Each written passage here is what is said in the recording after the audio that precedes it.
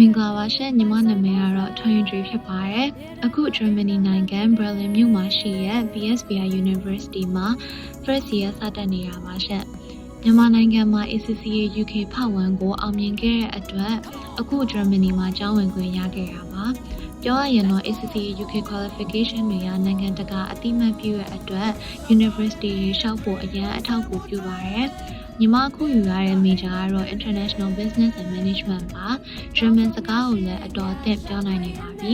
Accounting knowledge ရှိတဲ့အတွက်လည်းစာရီကိုကောင်းလိုက်နိုင်ပါတယ်အခုတက်နေတဲ့လက်ရှိ semester ကိုလည်းအောင်မြင်အောင်ကြိုးစားသွားပါမယ်ရှင့် NLA FAA ကဆရာမတွေနဲ့သူငယ်ချင်းတွေအားလုံးလည်းတတိယပါတယ်ရှင့်